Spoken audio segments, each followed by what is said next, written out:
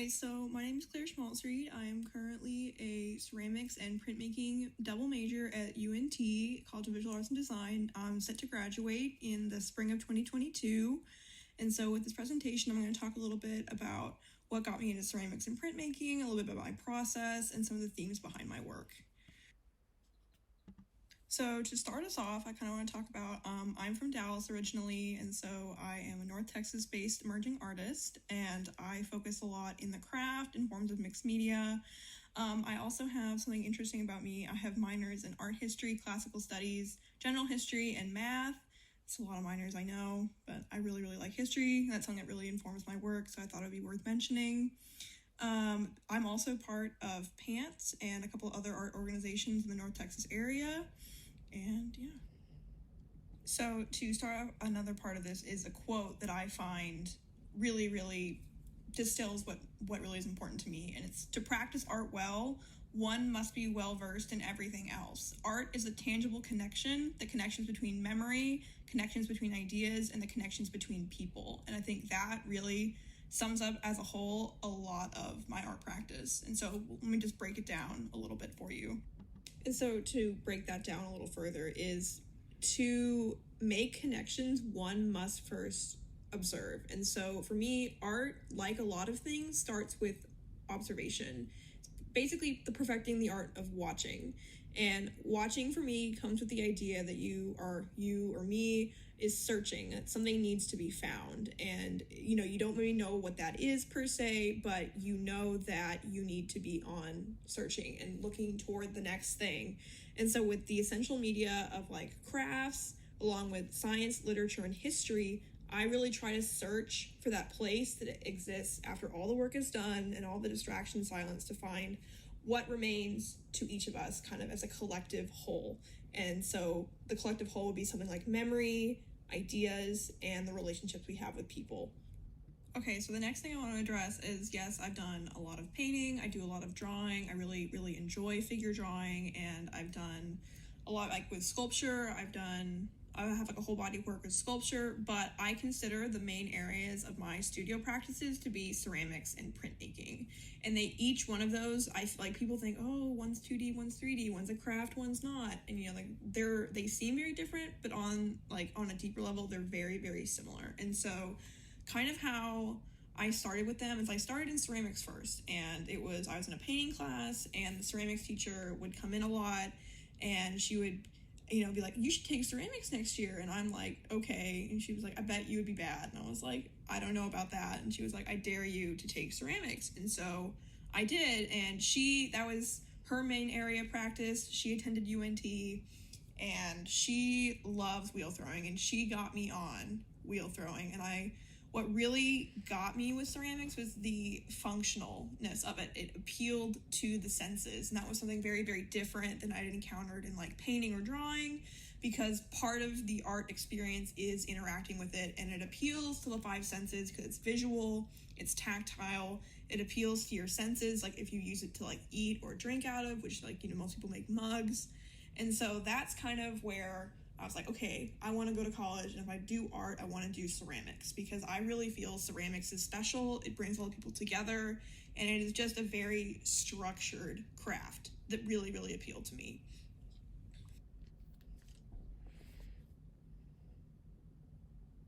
Okay, so now I'm going to talk a little bit about my ceramics process. So I like to throw, and I feel throwing is very satisfying, and I really like glazing. However, some of the things, like as my practice has evolved, because I've done ceramics for like 3 years now, is kind of where I'm at most currently, is I do a lot with text, and kind of the direction I'm wanting to go with my practice is text. And I really, really like how what really appeals to me is with the ceramic, you're not really dealing with a focal point, because we're dealing with in the round. And so I really like glazes that form patterns and that can like bloom across the surface. And one of the most like common patterns is the pattern of the alphabet. There are 26 symbols, and it like repeats, but you have all these different combinations to work with.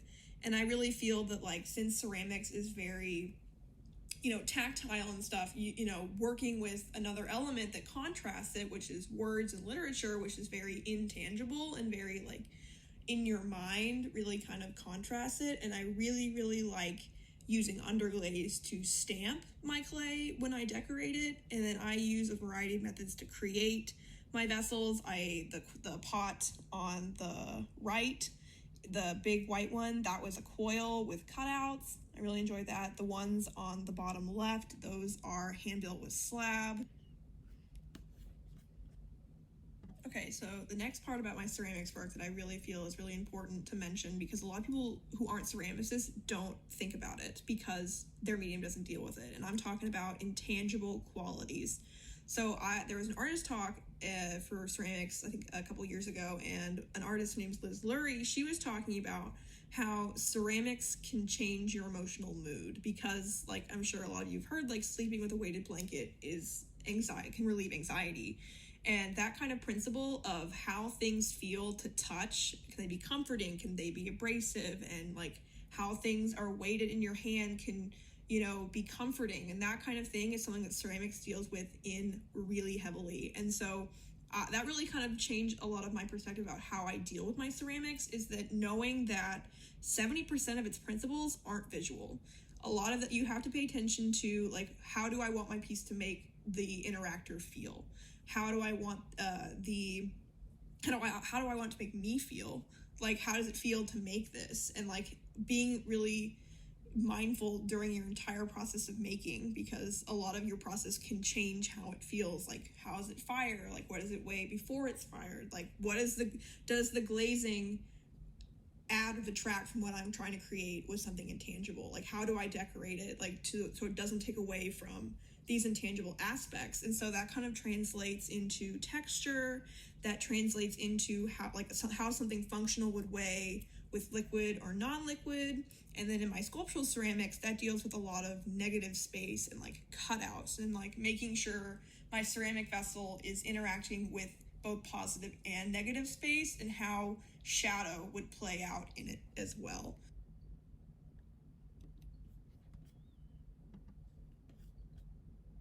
And then I came to UNT and I was taking ceramics, and then kind of what happened next, like you have to have like a second craft, right? And I was like, oh, I'll do sculpture. Like I did sculpture my senior year, I vibed with it, it was fun.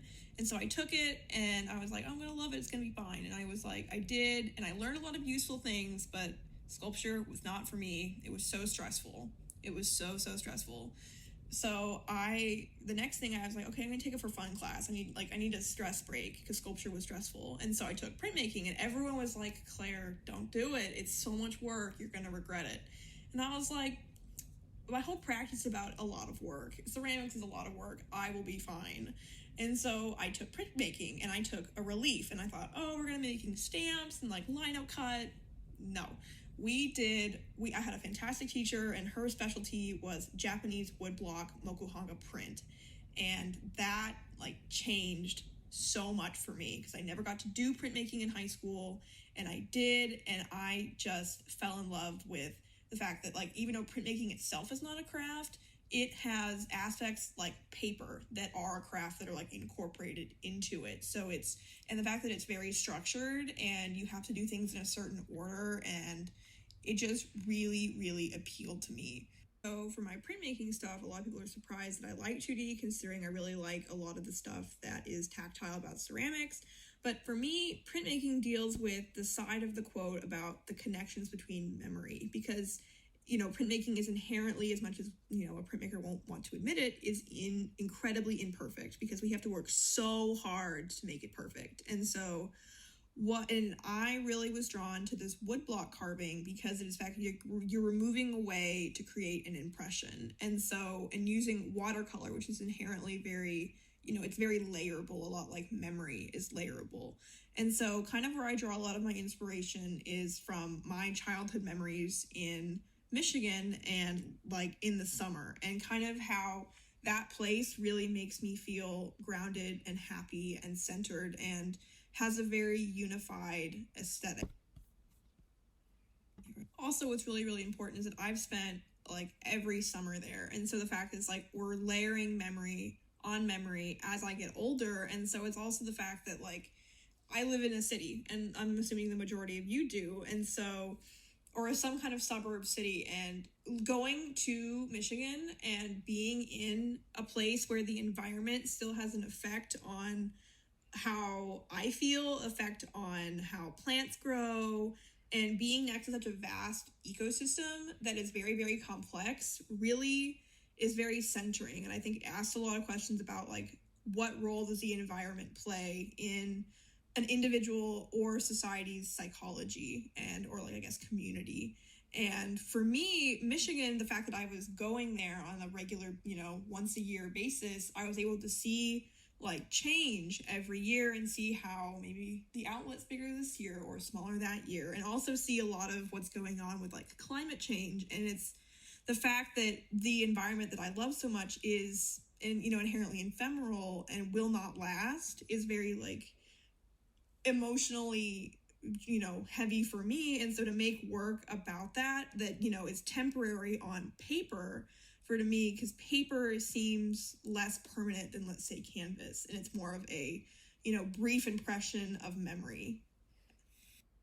Another thing about my practice, particularly with printmaking, is printmaking is inherently very, very traditional. There are rules you have to follow. Printmaking is very old, very historical, much like ceramics is. Like there is a deep history, like way, way back, right? And so a lot of printmakers are resistant to change, or change is very like, we do things for a reason this way, and it is kind of more uncommon. But as the rise of like technology and like digital method is becoming part of all studio media, I've kind of, gone into that kind of side, and I've used for my relief printing, I've done a lot of prints I've used laser cutters to etch my wood to make my layers instead of hand carving them. And I've shown a couple of examples of my prints. And what I really, really like about them is you're able to get very, very exact lines. You're able to work much bigger than you would per se by hand.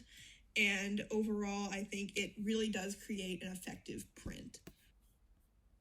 So the last thing real quick that I want to say about printmaking is printmaking really pushes me, and it comes very naturally to me to think in a series, because like just the fact that the image you're creating itself has repetition, every other piece that's related to it really comes a lot easier to create unified but not so similar ideas, so that you can really create a body of work that has a very unified aesthetic / theme to it. And it just really, for me, that changed a lot about how I practice, because ceramics, I treated them as individual pieces, and like, how does this individual thing affect me this way? And with printmaking, it's about how does this collective whole affect me this way, and how do I create a better collective whole to affect me in a much bigger way that just beyond one piece couldn't do by itself. So another quote is, "The body is a roadmap to the soul if you know how to look. You can see everything, and people have a hard time hiding a body." And so kind of the way I approach that is, if you know how to look at something or approach something, you have the ability to see everything. Everything is already there for you, and so the fact that nothing is hidden to you if you know how to look, and you're able to hold up a mirror so that everyone around you can see what may be hidden in plain sight, is a very powerful tool to like reach across like social, political, cultural boundaries, and also like really bring you closer and create like an intimacy between you and your audience. So yeah, that's everything I have to say about that, and I really, really hope you enjoyed listening to me or found something that I said interesting, because what I really value about my art practice is I've had really amazing teachers, and a lot of the stuff that I've talked about was inspired by them, and my teachers have pushed me a lot. And so I really hope that whatever I said can be passed along to you. And so I hope you have a really great day. Thank you for listening.